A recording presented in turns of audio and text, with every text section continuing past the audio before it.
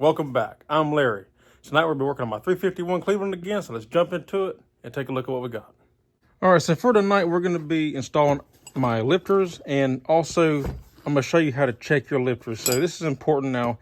I have good faith in Isky Racing Cams. They make a great product. In all the reviews, I did my research. I read Comp Cams reviews, Crower, Isky, looked at forums, because you know all the troubles that people are having with cams nowadays, especially flat tappets. Isky had the highest ratings and best reviews. So, and they're, you know, I bought these. These are a little pricey, you know, I'm not going to lie.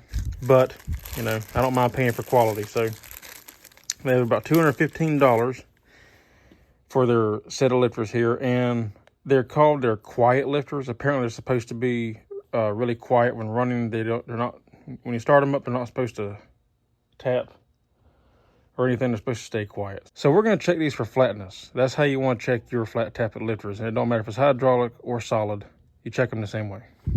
So there's a few different ways you can check them. One way is you can put two surfaces together, and I can already tell you, see how you see that line in there? You put them flat together and see if they rock. See if you can see light through them. And you can see with these, you can. So they have a crown. That's what we're checking for, is the crown. But this ain't the best way to do it. My preferred way is to get you a good straight edge. And you want to take the base of the lifter and you put on here. And you rock it back and forth. You should feel a little bit of rock. There should be a crown in these lifters. They should not be flat. And I can feel a little bit of a rock. And then I'll turn it and check it the other direction. Another way you can do it is when you're rocking it, see if you can see light underneath it. See? As you rock it, you should be able to see light through the crack as you rock it back and forth. Turn it a little bit, and you see light. So that's a good indication that this is a good lifter. We'll be able to put this in the engine and run it with absolutely, well, I'm not going to say zero, but pretty certain no worries on whether or not it'll work. It should work perfectly fine. Another way you can do it is if you have a flat piece of glass, you can check it that way and it'll rock. But you can use your car window or something if it's flat, but I'd rather use the straight edge. I can see the light underneath it that way, and I could check and actually feel the rock on it. And you ain't got to push hard, like just that little bit right there. Just this little bit right here, I can feel it rocking. And that's all you want to check for. Just see if you can feel a rock. Like I said, do it one way, turn it, check it again. That's the way I do it. And you gotta make sure you do it for every single lifter, for all 16. And like I said, I can't stress how important this is, because you want to check every single one. And like I said, I checked mine twice.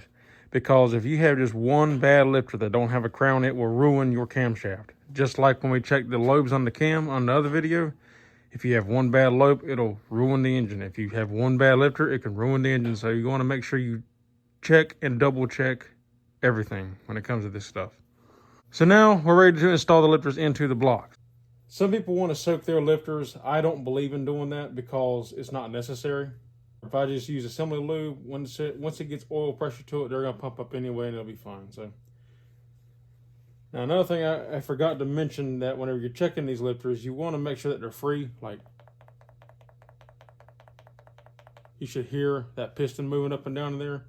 And I shake each one to make sure that they're free, that they're not stuck or anything. And you can push on it with your finger even and make sure that it is springy, because there's no oil in here for it to be pumped up yet. So it should be springy. Once you check all that, it's just a matter of what I'll do is I will coat the lifter in assembly lube. And again, not being generous here, use plenty of assembly lube. You can't use too much of it. And I always hold over the engine, obviously, so any fall in here. And just lube this up really good. You want to put a lot on the face of the lifter. And I will also come in here and put a dab, which you can do that after you install them. You don't have to do it now. I'll go through and set all mine and then come back and just put a dab in the top of each one. But there, And I said just make sure that they're really lubed up all the way around and that the face of the lifter is really good and lubed. And you could even go through and put a dab in the hole, you know, in each hole as well.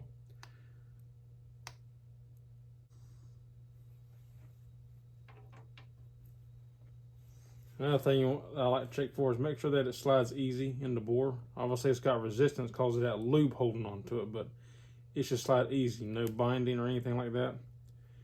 It should move free within the bore. And that's how I do them. And then we're just gonna go through and do all 16.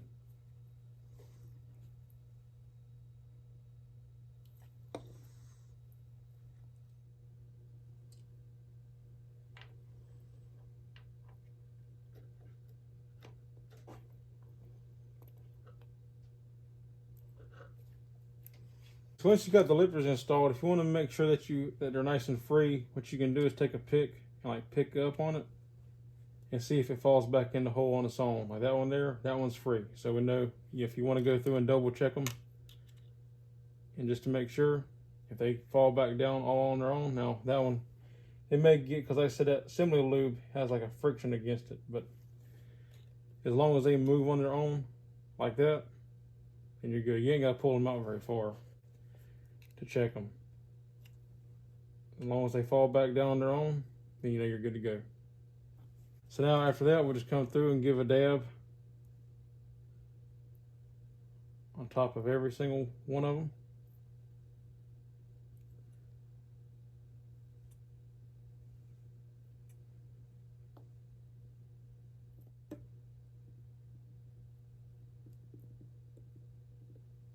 Just like so. All right, so now that we have that done, we're ready to install the push rods. So what I went with is I did end up ordering a new set of push rods, and this is what I ordered. They are hardened push rods, even though I don't have guide plates. I went ahead, I figured if I'm gonna buy new push rods, I may as well buy the best. Instead of just buying a stock replacement, buy new ones that are good, that we know are good. And if I ever decide to upgrade to adjustable rockers in the future, I already have the push rods. So hardened push rod, 351 Cleveland, with 5/16, and stock height is 8.408. So these are stock replacement push rods. So, and I have checked them up against an original push rod. They're the exact same width and same length. Also, I ordered these off of Alex's Parts, if you want to know where I got them from. And then, yeah, they got them on there. They sell Cleveland stuff, valves, and everything else. You see, if we line them up next to a stock push rod, they are the exact same length.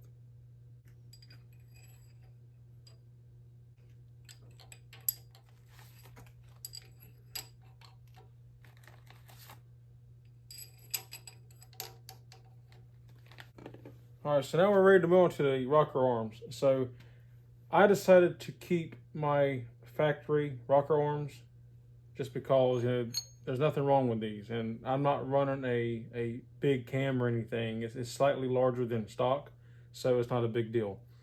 And there's nothing wrong with these. These will work perfectly fine. So to prep these, we have to make sure we put enough lubricant in here where the fulcrum rides, so then it doesn't start up dry, obviously. Another thing I want to do though before installing these, I want to go through and I'm going to mark the top of every valve with a Sharpie, then install the rocker arms, and this way whenever I'm going to rotate the engine around a couple cycles, we're going to pull the rocker arms back off and we're going to check the wear pattern on top of every valve. And the wear pattern for where the rocker arm, or where the valve rides on the rocker arm right there, it should be right in the center of the top of the valve.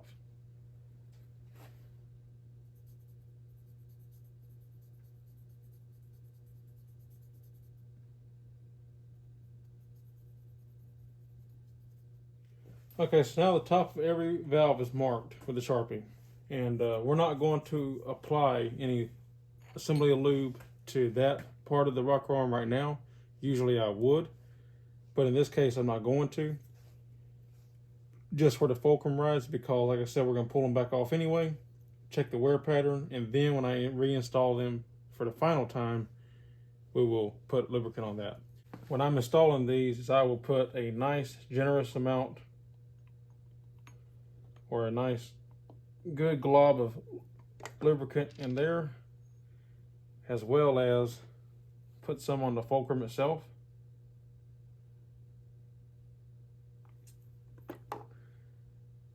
Just like that. And then we'll put it in here, and it doesn't matter which way these go. Some fulcrums and rocker arms, stamped steel rocker arms, they will have a groove wore into the fulcrum, as well as a groove inside the rocker arm where it rides at in here. If that's the case, they'll be kind of at an angle, then you have to line the marks up. But in this case, there's none on a Cleveland, so it doesn't matter. As well as, after I do that, I will also put a dab where the push rod rides. Just like that. Now this one's ready to install.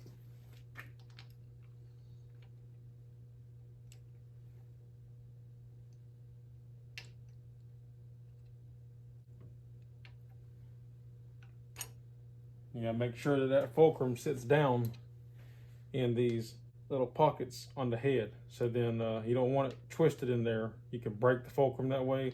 You won't get a good seat, and it causes all kinds of problems. So make sure that they are sitting flat.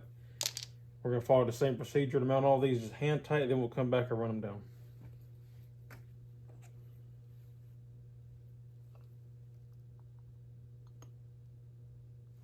Okay, so I ran into a slight little problem. Okay, so when I went through and I checked all my rocker arms and all my fulcrums ahead of time before I had them cleaned to make sure everything works properly. Well, I guess I must have missed this one somehow. You know, you got 16 of them, it's easy to miss one. So when you're looking at these rocker arms, these fulcrums, you know, now there's lube in here, and they should move easy. You know, you should be able to just move them working back and forth. And that's why every time before I install one, I always check each one to make sure it moves easy like that. When I got to this one, I put it in here, and there's binding, there's resistance, there's roughness to it. It doesn't flow. So I took it out to look at it. Rocker arm looks fine, you know. It looks all right. There's nothing wrong with that. But if you look at the fulcrum, there's a heavy wear mark right there where it stops in the rocker arm, as well as, even worse on this side, a heavy wear mark where it stops on the rocker arm. There's also this rough cut edge in here to where, I don't know how well you can see it, but it's got a real rough edge to it, and it just doesn't look very good, and it's causing resistance. So this fulcrum is no good, and that's why I check everything as I assemble it, before I assemble it, as I assemble it, you know, everything. So this one's no good. I went to my spare parts bin and I found this one, which the wear on it isn't exactly as I would like, but it's not terrible. It's just fine. There's no heavy wear up here or up here where it stops in the rocker arm. So therefore, this one should be fine. So we're gonna put it in and see how it works. So just dropping it in there, and already you can see that's a huge difference. It works nice and free like it's supposed to, and I ain't even put no, I mean, there's residual lube in here, so it's got lube on it, but I mean, like, I didn't put any heavy lube or anything on it. Drop it in, and it just works effortlessly between my fingers, and that's the way you want it. So I just wanted to show that, because this is a good time to show something like this. That this is why it's important to check everything as you assemble it, new or used parts.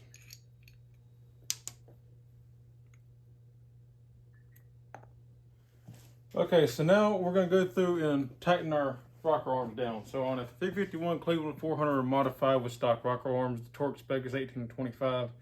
I'm going to torque them at 22 because this is as close to the middle as I can get.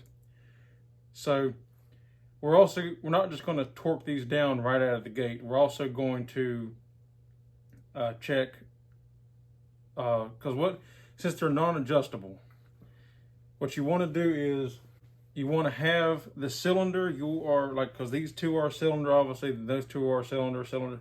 So like for number one, we want the cylinder, the lifters to be at the base circle of the cam, which means the lifters are all the way down. So they're not lifted up, they're sitting flat, sitting idle, basically, at the base of the cam.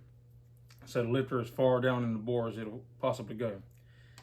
And with this still loose, you can move the rocker arm some.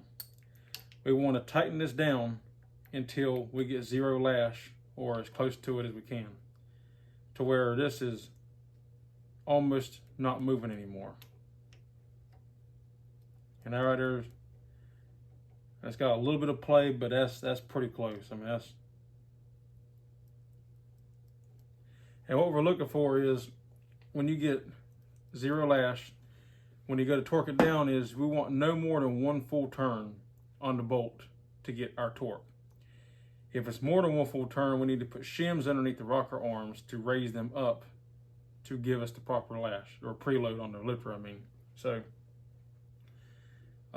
we're going to go through and check every single one of them. We'll have to do this cylinder, then we'll turn the engine and get to another, go to the next one. We've already put that one at basically zero preload, or I mean zero lash, I mean.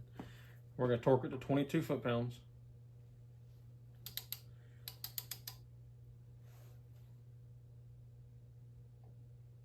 And actually, I messed up. I kind of tightened that one with the wrench by mistake.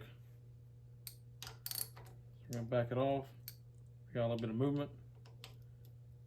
So we'll take that movement out of it. That's pretty close right there. Now we're going to see how far of a turn it takes. So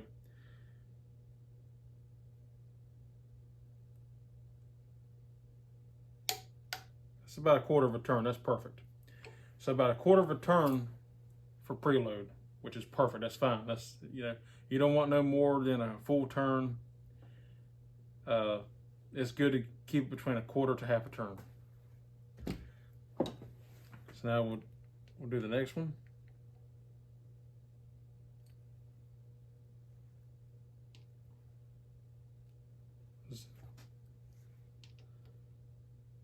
Zero lash.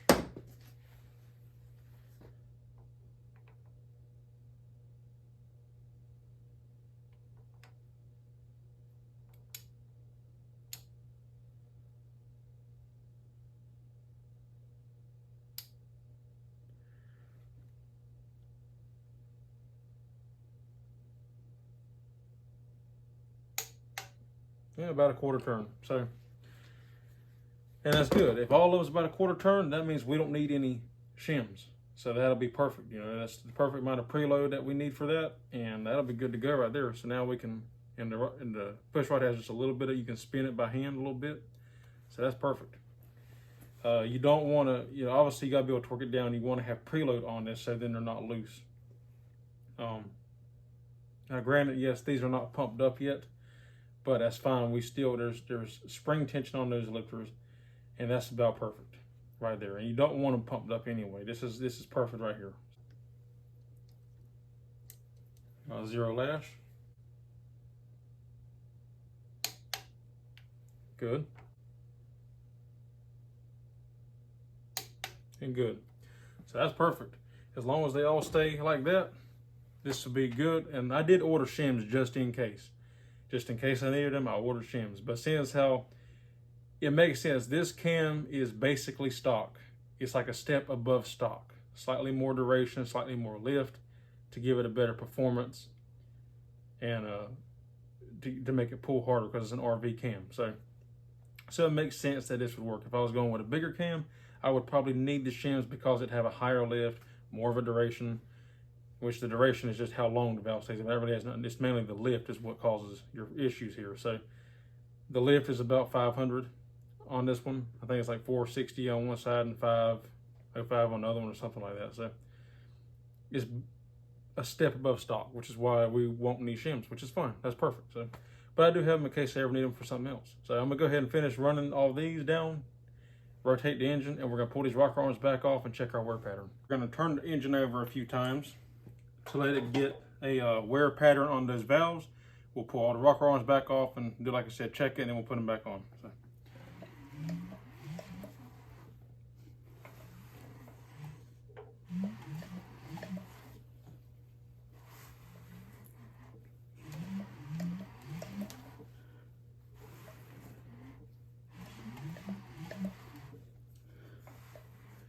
I usually do about 4 rotations personally, and then I'll end on compression stroke just because.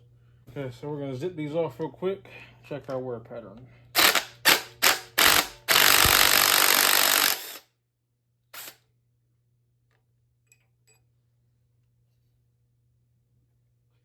It looks like we're gonna be good to go, which is a good sign.